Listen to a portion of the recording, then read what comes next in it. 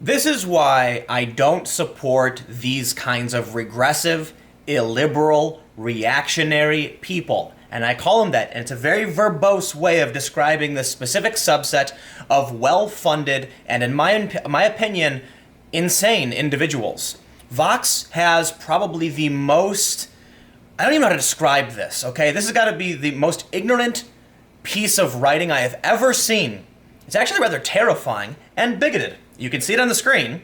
A men's rights activist sued a women's beer event. Okay, I'm interested. How men's rights activists are able to keep exploiting civil rights laws. Wait. Are they implying that because a man sued an event that was exclusively for women, he's exploiting civil rights laws? Wouldn't it just be he is suing for them to uphold civil rights laws? You're going to love this. This article actually lays out how civil rights laws were meant to kind of put white men in check. They weren't. That's literally not what civil rights laws are meant to do. Civil rights laws are meant to guarantee the rights of an individual. That includes men and women. And that means in most circumstances, you cannot exclude people. Right? Oh, this is really funny to me because Vox is of the political affiliation that was upset that a baker didn't want to make a custom wedding cake for a gay couple. In this instance, when you literally have a law that states you can't discriminate based on, gender or identity, etc., a man suing a woman is an exploitation of that civil rights law. God, your principles your lack thereof, your principles and your lack of principles, I should say, are showing, Vox. In 2011, Ting Su, the co-founder of Eagle Rock Brewery in Los Angeles, launched a monthly event for women interested in beer. The aim was to balance out the overwhelmingly male and white beer world, where Su said men often feel entitled to interject their own opinions when women customers asked women bartenders, like her, for recommendations. The Women's Beer Forum was a space where women could outnumber the men while discussing craft beer, a rarity. But in November 2017, as Su tells Eater, a man emailed Eagle Rock's general information line asking for a spot at the ticketed forum. A staff member mistakenly told the man that the event was for women only. In fact, men have attended before. And even after he was offered access to a future women's beer event, the man ultimately filed a discrimination claim through the Department of Fair Employment and Housing, the entity in charge of enforcing California's civil rights laws. The man is Stephen Fry, a men's rights activist who is hardly a stranger to filing discrimination cases against California businesses and, at one point, Donald Trump. In 2011, he sued one of Trump's golf courses because it offered a 25% discount to ladies for Breast Cancer Awareness Month. It's just one of the dozens of other lawsuits he's filed for ladies' night specials or deals for women. Men's rights activists believe that society is actually sexist against men. Full stop. Not necessarily. It's my understanding that by putting actually sexist against men, they're kind of implying that they don't believe it's sexist against women. My understanding, and again, you've got someone like Cassie J who actually did a documentary about this. I don't actually know any men's rights activists, but I have done some reading on it because some of this has become relevant in the news cycle. And in my reading of it, I've found that most men's rights activists tend to believe that some aspects of society are sexist against men and some aspects of society are sexist against women, and they want to push back on the instances where men are disadvantaged. I've actually seen very little where the claim is that society is actually only sexist against men. Although there are a lot of people, people tend to focus on the problems they can see. Why are, women feminist? Because they're women. They deal with discrimination because they're women. Why are there men's rights activists? Because there are men who experience discrimination because they're men. It's a fact. And there are some instances where that's true. Men are more likely to be imprisoned and go to prison for longer than women for the same crime. Men are more likely to lose in divorce courts and custody hearings. And again, that's about all I really know because I don't follow this a whole lot. But I will say, if you are running a public business and you are using public infrastructure, I am of the opinion you must serve members of the public within reason. There's nuance, right? There's certain grounds in which you can remove certain people. I don't think it's absolute, but for the most part, if someone wants to come to your event, you can't be like, no dudes allowed, because that would be a violation of civil rights law. I think so. So it's really funny to me to see Vox writing this article, calling it, an exploitation of civil rights, when I don't follow Vox. I read Vox pretty often, but I don't know their exact opinion on the wedding cake thing. but I would be surprised if Vox isn't supporting the gay couple that wanted the wedding cake. Basically, the wedding cake story is a gay couple wanted a custom wedding cake. The proprietor said, you can buy any one of these cakes, but I won't do a custom job for your wedding. And so they sued, and the left is upset about it, and the right is defending the private business rights. Well, what about this? Why is the left inverting? Because it's not actually about civil rights. It's not about principle. It's about just winning, right? So the left is on the side of certain groups. All they want is for them to win. They don't care about the principle. Well, for me, if the law states that regardless of your gender, sex, identity, whatever you want to call it, you are deserving of the same rights and protections, if that's what the law states, end of story. It's not an exploitation of the law, it's following the law as it was written. Frye has perfected the subculture's favorite way to target what they see as a society that's sexist against men, suing businesses and organizations that incentivize women to go there. And in many of these cases, the defendants end up settling due to the high cost of legal fees. Sue made the difficult decision to settle in order to protect her brewery from bankruptcy, despite the fact that she believed in the Women's Beer Forum and wanted to defend it in court. Why would you want to defend the exclusion of an individual based on their gender identity? Right? So here's the issue here. Men and women are considered gender identities. Male and female are considered sexes. If this is an instance where it was a woman's only event, and because this man identifies as a man, not as a male, he identifies as a man, she is excluding him due to his identity, right? You can't have your cake and eat it too. If we're going to protect everybody, we're going to protect everybody, and you can't decide to exclude someone because of their immutable characteristics.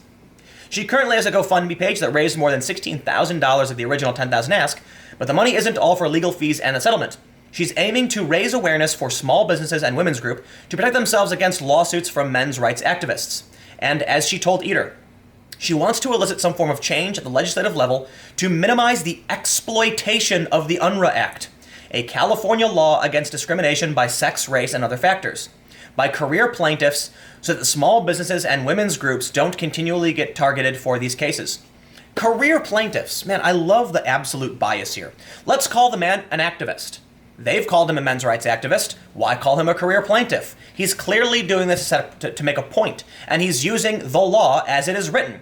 It is not an exploitation of the law to make sure businesses are upholding the law, right? That's your issue.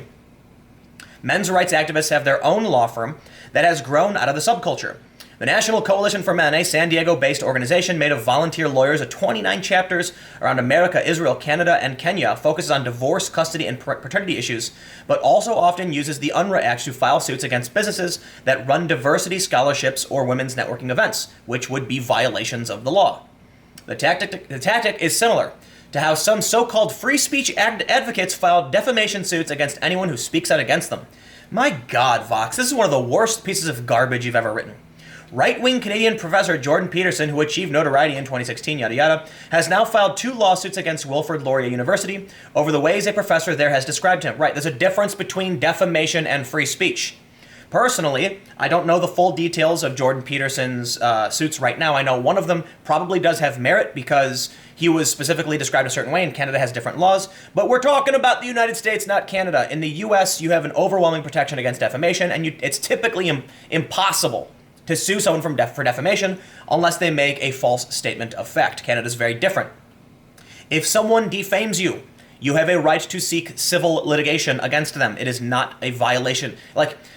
Acting like Jordan Peterson is somehow violating his principles because someone is smearing him is just absurd. He also threatened to sue Cornell over comments that she called him a misogynist. In the United States, you can't sue for that. Okay, Jordan Peterson has no grounds to sue if someone calls him a misogynist. They don't. He doesn't. Plain and simple. Because whether or not you want to believe it's a fact, it's not. It's an opinion. Okay, misogynist is an opinion. A statement of fact would say, if you said Jordan Peterson, punched a man in the face, that is a statement of fact. You are saying he did a thing. Calling him a name is not a statement of fact. Many people don't understand this. But here's what I love. The weaponization of the law against the very philosophy that one claims to champion is a case study in irony. For MRAs, it's able-bodied, white, cis, heterosexual men using civil rights legislation, which is enacted to walk back the country's history of viewing the rights of able-bodied, cis, white, heterosexual men as more important than others. No, it's not! That's literally not why we have civil rights laws. Civil rights law isn't written to say white men have too much power. Civil rights law is written to say that any person is deserving of rights. That includes white people. And this is the problem. If you were to take this article and invert it, it would be perfect in the 1950s. Women are suing men under civil rights law. They're exploiting the law to gain access. That's literally not what civil rights are about. Civil rights are about individual liberties. It's about saying that no matter who you are and what you believe, you have a right to the same thing as everybody else in public. That's what civil rights is about. We don't want to tell somebody, you can't have this because of the way you look. But you know what? Unsurprisingly, Vox is extremely racist and bigoted and sexist. And this is not just about this article. It's about the fact that Vox has repeatedly defended discrimination against Asians under the pretext of making sure white people don't benefit at Harvard. They wrote a story about not just Harvard. It's about affirmative action, and you know I love ragging on this, probably because I'm part Asian, where they said, hey, look, Asians are being discriminated against, but you know, so what? At least the white people won't benefit. Look, you want to make arguments about white people all day and night? I'm still going to say stop, judging people based on their race. You want to actually claim to be fighting for minorities, but then throw one of the smallest minorities under the bus? Yeah, I think you're a liar at that point. And here's the thing, too. Men make up a smaller percentage of the population than women. Aren't men the minority? Perhaps the argument isn't minority status. Perhaps the argument is people who just want to use the law to their advantage to gain power. And here it's really funny because these people at Vox, they don't seem to understand what civil rights law is all about. Civil rights law means that if you are a man or a woman, it doesn't matter. You have equal access to public accommodation. So if a woman or a man wants to create a program that excludes one or the other, you just can't do it. There are some circumstances where you can, but for the most part you can't. Now, as we enter the territory where our society starts to recognize that a man or woman can have any genitals or secondary sex characteristics, this is going to become increasingly problematic. You cannot create an event for only women. In fact, if I showed up to an event, would they be able to keep me out if I said I was a woman? The answer is, at least in New York City, in California, in New Jersey, in many places now, the answer is no. You can't make assumptions about someone's gender. So I'm curious, did he email them and said, I'm a man and I want to go to your event? Or did they see his name?